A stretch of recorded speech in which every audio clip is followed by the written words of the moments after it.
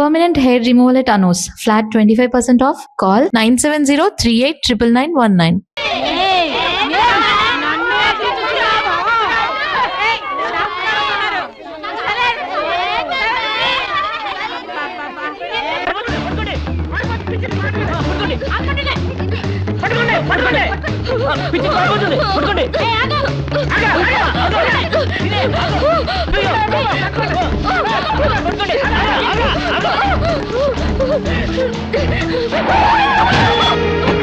Hey, kick you, man! What happened to me, idiot? Prakash!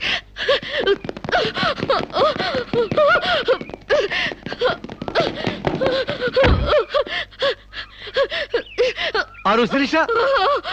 Aru Sirisha? My God, what happened, yaar? Hair enti, white hair enti, get up enti, what happened, yaar? అవన్నీ తర్వాత చెప్తాను. ముందు నన్ను ఇక్కడి నుంచి తీసుకెళ్ళు please.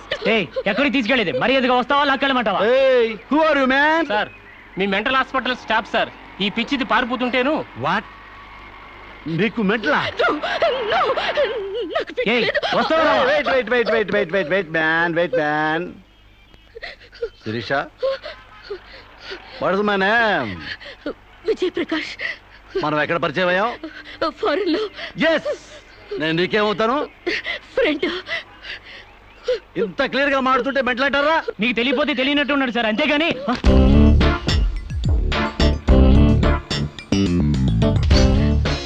చెప్పు, శిరీషకి మెంటలా కాదా? కమాన్! శిరీష్కి ఎవరు లేరు రమ్మంటారా? ఆవిడకి క్యూలకి ఎప్పుడో పంపిస్తాడు.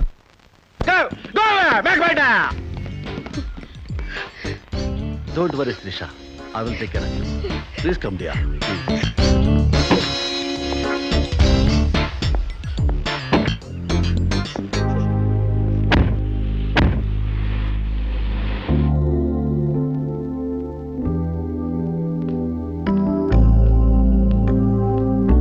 Come on, dear.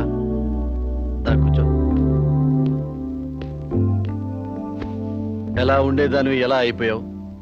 Diana queen లా ఉండేదానివి డయేరియా పేషెంట్ లా తయారయ్యావు. అఫ్ కోర్స్ మదర్ అయినా నీ గ్లామర్ తగ్గలేదనుకో. కమా సిరి, టేక్ దిస్.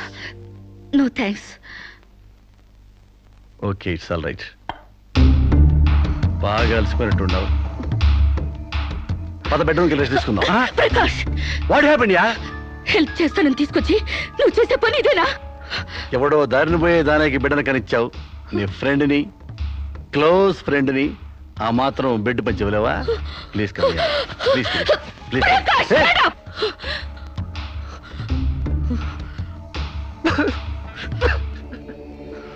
దుర్మార్గుడా, దుష్టుడా, ఒంటరిగా ఆడపిల్ల మీద చేస్తావురా?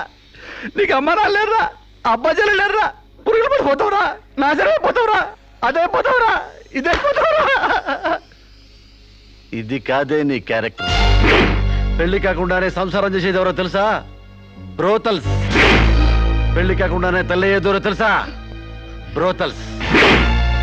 You are just number 1 rating brothel.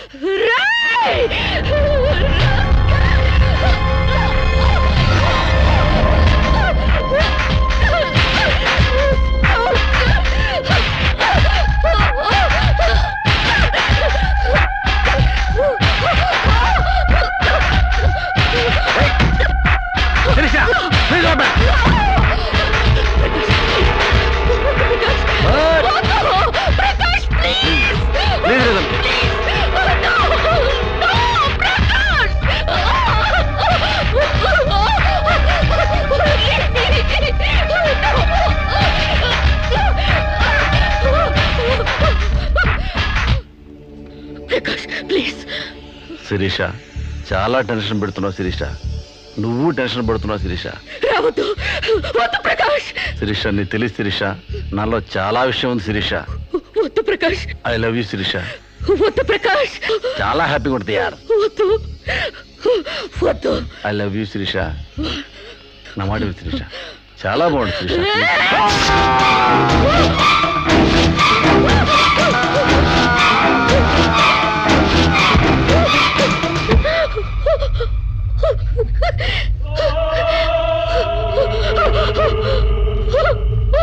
Oh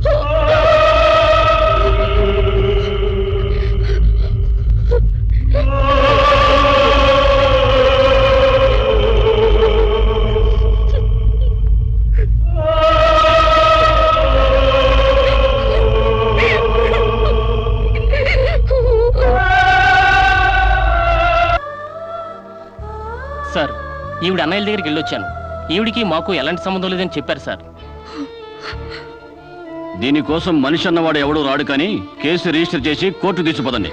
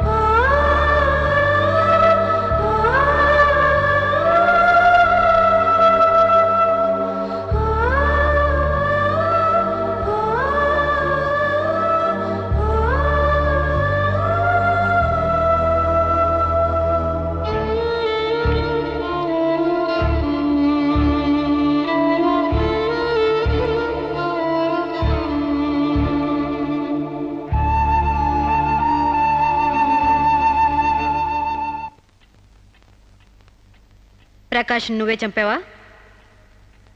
సైగలు మూగ భాషలు ఇక్కడ కుదరవు, నోటితోనే చెప్పాలి. నేనే చంపాను. ఎందుకు చంపావు? చంపానని ఒప్పుకున్నాను కదా, ఏదో సెక్షన్ కింద నన్ను చంపేయండి. ముద్దాయే శిక్ష విధించుకుంటే ఇక్కడ మేమెందుకు? సెక్షన్లు శిక్షలు నువ్వు గుర్తు చేయాల్సిన పని లేదు. అసలు నువ్వేం చేసావో చెప్పు. ఫారెన్లో నా ఫ్రెండ్ని చంపేశాను, ఇక్కడ ప్రకాష్ని చంపేశాను, భారతీయ సంస్కృతిని చంపేశాను, గౌరవ మర్యాదల్ని చంపేశాను, ఆఖరికి నా బిడ్డను కూడా చంపబోయాను.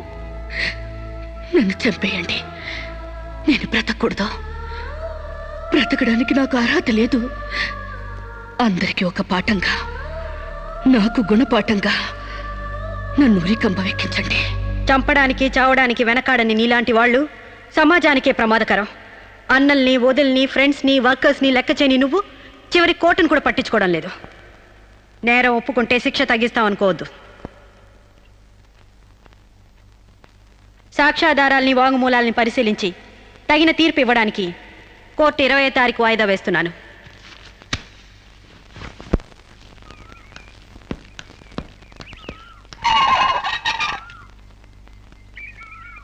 నేను జడ్జ్మెంట్ వాయిదా వేస్తున్నట్టు మీరు జర్నీని అర్జెంట్ చేస్తున్నారా? ఎంతైనా జడ్జ్ భర్త అనిపించారు. మీరు పాఠాలు నేర్పించకపోతే పిల్లలేం ఫెయిల్ అయిపోరు. ఈసారి వారం రోజు సెలవు పెట్టండి, ఓకే? అమ్మా, మీకోసం ఎవరు వచ్చారు. బాయ్.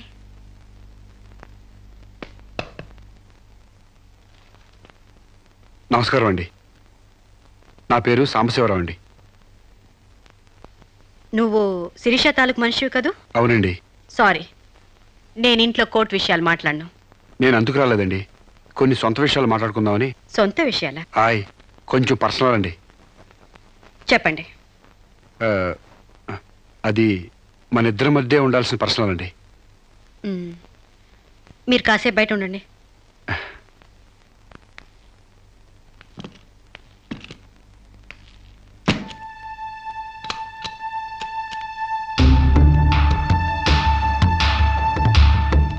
చాలా సీక్రెట్ కదండి, అందుకే తెలిపేశా. చెప్పు. మీ వారు ఢిల్లీలో ఉంటారంట కదండి? అవును. అక్కడ మీ వారు లీడర్ అంట కదండి? University reader. 15 రోజులకోసారి వచ్చి వెళ్తుంటారంట కదండి? ఇవన్నీ నీకెలా తెలుసు? కావాల్సిన వాళ్ళ గురించి ఆ మాత్రం తెలుసుకోలేమంటండి. అమావాస్యకోసారి వచ్చే మీ ఆయన కోసం మీ అందాన్ని అడవి కాసిన వెళ్ళి చేసుకుంటారా? ఆ రోజు కోర్టులో మిమ్మల్ని చూడగానే నా వయసు జిగేలు మంది. మీ ఆయన ఉండరని తెలిసి నా మనసు జాలి పడింది. తేగలాగా మంచి నాజుగ్గా ఉన్నారు. ఎందుకిలా మీ అందాన్ని మగ్గబెట్టుకుంటారు? ఓ పని చేయండి, మీరు నన్ను ఉంచుకోండి, లేకపోతే నేను మిమ్మల్ని ఉంచుకుంటాను. నన్నెవరు అనుకుంటున్నారా? రంబను తలదన్నే మేనకే మీ కాలు మొక్కి అందగత్తి అనుకుంటున్నాను. మిస్టర్ సాంబశివరావు, ఆయ్, పండించేది వరి, పుట్టింది ఈస్ట్ గోదావరి.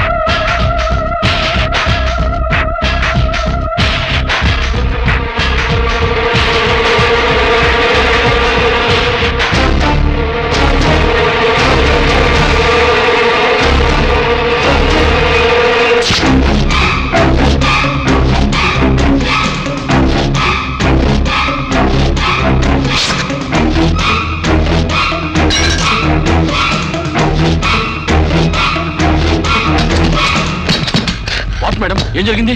అతను చాలా ఇండిసెంట్ గా ప్రవర్తించాడు. అసలు వీడిని లోపల ఎందుకు రానిచ్చారు మేడం?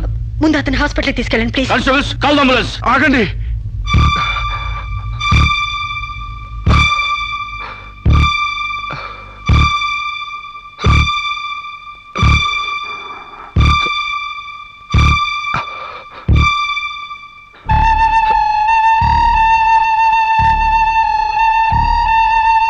భయపడకండమ్మా, మీరు నాకు తల్లి అంటారు. ఇదంతా నేను కావాలని చేయలేదు. శిరీష్ నిర్దోషని చెప్పడానికే చేశాను. అవునమ్మా, శిరీష్ అమాయకురాలు.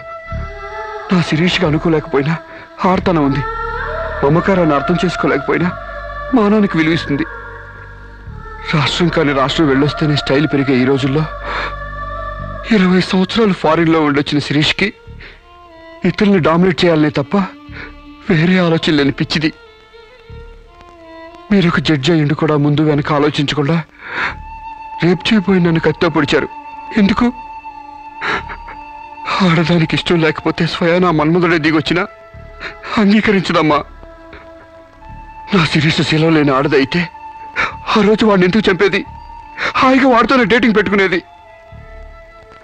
మొగుడితో తప్ప పరాయి మగాడితో ఊహించుకోలేని ఆడతోనూ ఏ ఆడదైనా ఆ పరిస్థితుల్లో ఉంటే ఈరోజు మీలాగే ఆ రోజు శిరీష్ లాగా చేస్తుంది. ఎంత పచ్చి వ్యభిచారైనా ఇష్టం లేని మగాడి చేయి పడితేనే చేదరిస్తుంది. నా శిరీష్ సిగ్గు తెలియంది కానీ శీలం లేనిది కాదమ్మా. తను నా తమ్ముడిని ఏ డేటింగ్ పేరుతో మోసం చేసిందో అదేవిధంగా మోసం చేసి తనలో మార్పు రావాలని నాటకం ఆడాను. అవును మేడం, శిరీష్లో మార్పు తేవాలని నేను సాంబశివరావు కలిసి ఈ నాటకం ఆడాం. ఆమెలో మార్పు సాధించాం. కానీ లాస్ట్ మూమెంట్లో మర్డర్ కేసులో ఇరుక్కుంది.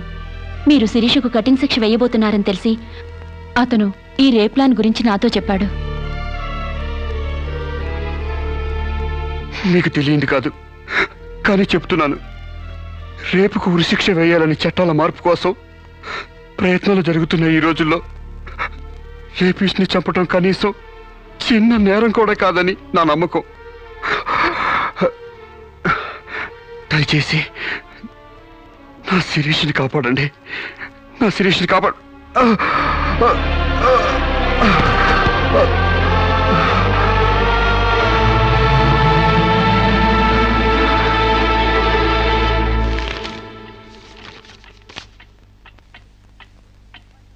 మనల్ని కుట్టినా కుట్టకపోయినా చీవని తేలిని పావుని చంపేస్తున్నాం మనకు హాని కలగకూడదని. శిరీష తన మానానికి హాని వాటిల్లిందని ఒక చీడ పురిగిని చంపింది. ఒక పథకం ప్రకారం ముందు వేసుకున్న ప్లాన్ ప్రకారం చంపలేదు కాబట్టి ఆ క్షణానికి ముందు హతుడు ప్రకాష్కి ముద్దాయి శిరీషకి పగలు ప్రతీకారాలు లేదు కాబట్టి ఆమె ఇంటెన్షన్గా అతన్ని గాయపరచలేదు కాబట్టి ఈ కేసుని కొట్టివేస్తున్నాను. 100 మంది దోషులు తప్పించుకున్నా ఒక నిర్దోషి కూడా శిక్ష అనుభవించకూడదు. న్యాయమూర్తి కోర్టు ద్వారానే కాదు, ఎలా తెలిసినా సాక్ష్యాలు స్వీకరించాలి. తనిస్తున్న ఏ తీర్పైనా పూర్తి నమ్మకంతో ఇవ్వాలి. ఈ 3 సూత్రాలు ఆడదానికి 3 ముళ్ళ మంగళసూత్రాల న్యాయమూర్తికి పవిత్రమైనవి. ఈ సూత్రాలపై నమ్మకంతోనే ఈ తీర్పు చెప్తున్నాను. సాక్ష్యాధారాలు పరిశీలించిన పిమ్మట శిరీష తన నేరాల్ని అంగీకరించిన నిర్దోషిగా ఆమెను విడుదల చేస్తున్నాను.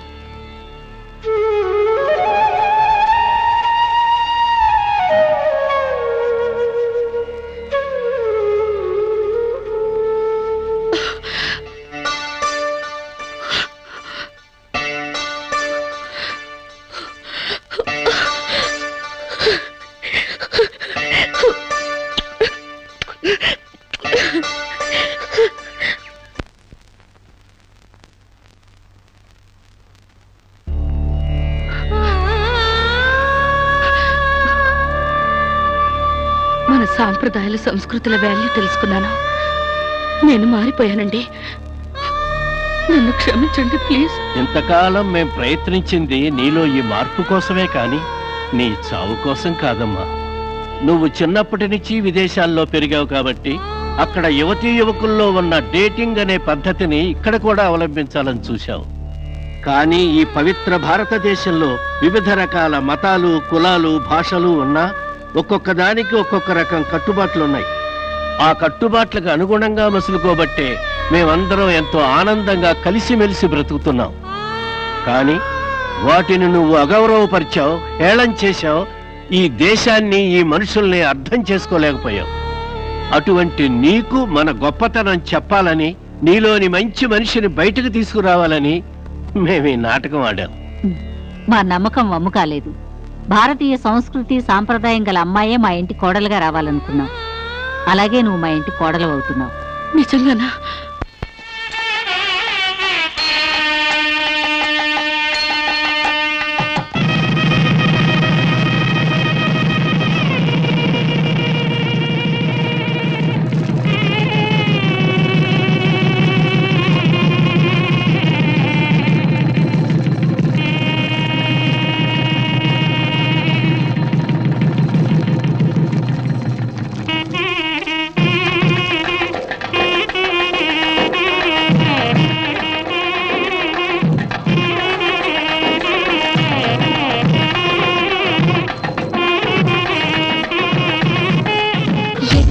అబ్బాయి నాకెగ దట్టిందిలే హాయి, అటాకు నుంచి పగలే పుట్టిందిలే వేయి, గిలిగింతలా చలిగాలిలా పులకింత